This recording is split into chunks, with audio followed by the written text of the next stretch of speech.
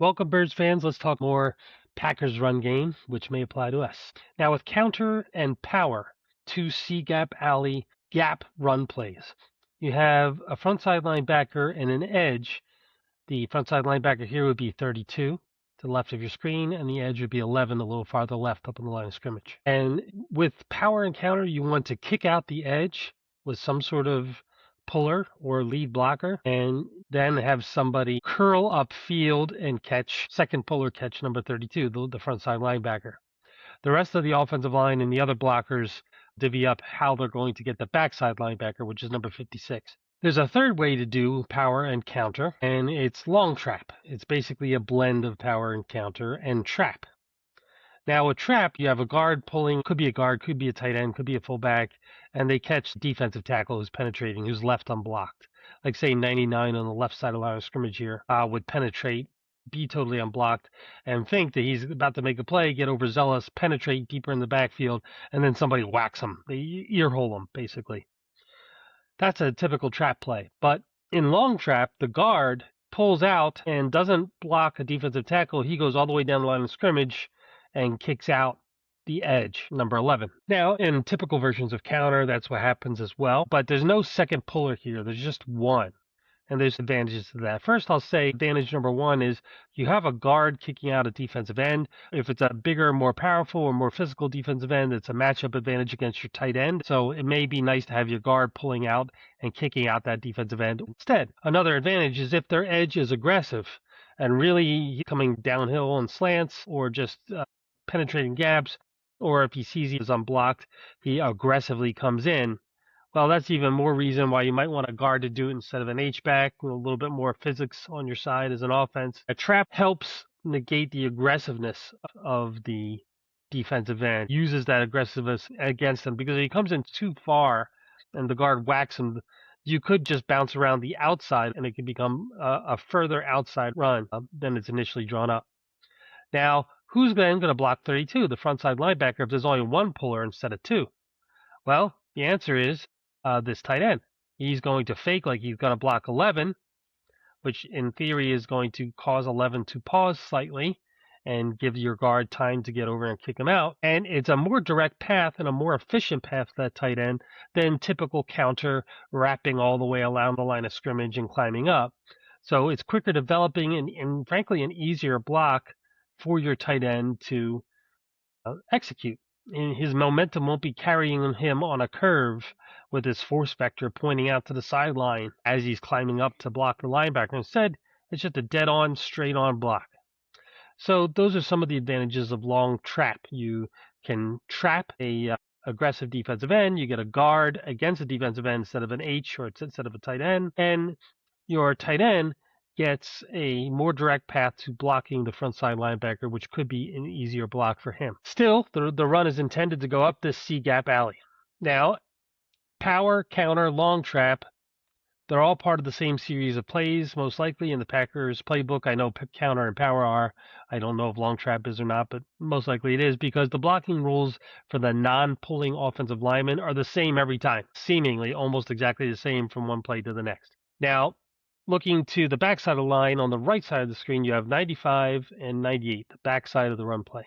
There's only two defensive linemen over here, and only one defensive lineman is between the center and the tackle. So that means this center doesn't have to down block or catch 98 or hinge block. He can just catch 95, and the tackle will, in theory, be able to handle 98, the right defensive end. Which means this right guard here, to the left of our screen, but the right guard, he doesn't have to pull down the line of scrimmage and help the center because the two defensive linemen are accounted for. Instead, he can help the right tackle double team number 99.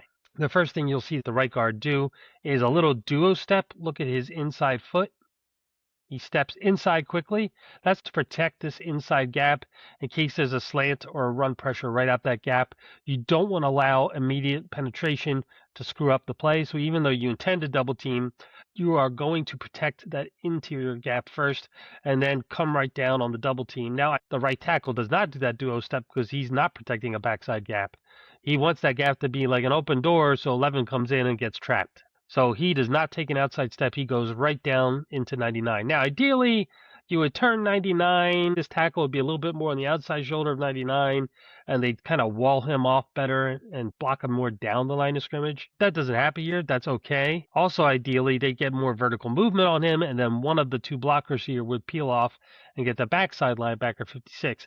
99 does a pretty good job. He's not a weakling. It's a strong fella, whoever he is, and they don't get a lot of vertical displacement, and they also can't climb off him effectively and get to the backside linebacker, not 56. The running back presses. Josh Jacobs is a good running back, man.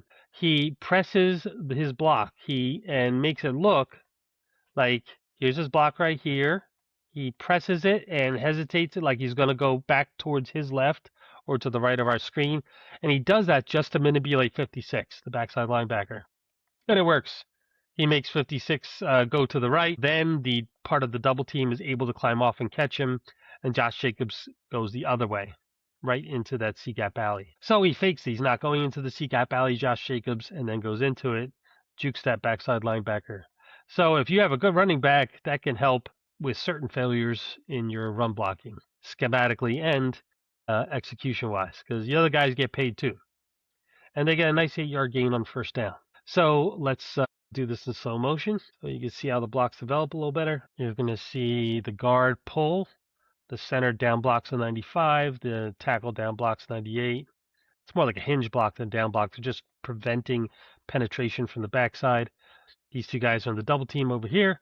And here's the tight end here. He fakes that he's going to block number 11 to force 11 to hesitate briefly, and then he's coming up to the front side linebacker 32. This wide receiver is going to block the most dangerous man in the secondary, which is usually the safety, not the corner.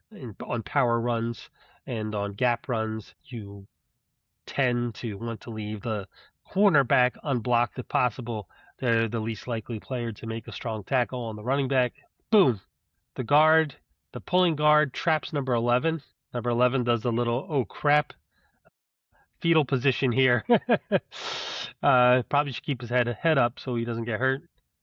And he tries his best. He does a reasonable job, but he gets sat down. And Josh Jacobs probably would have bounced right outside of that tackle quickly, if not for the fact, right outside, I'm sorry, of that trap block of number 11, if it wasn't for the fact that he realized he had to manipulate 56. I'm guessing. I could be wrong. The wide receiver gets the safety, and now you have the corner, number 8, unblocked, and you get a nice solid 8-yard gain on first down. So long trap. I don't know what the Packers called in their playbook, but it's just another power alley gap run. It's a combination of counter, trap, or power and trap, depending on how you want to look at it. One puller, and then the tight end climbs up to the front side linebacker. Thanks for viewing, and go Birds.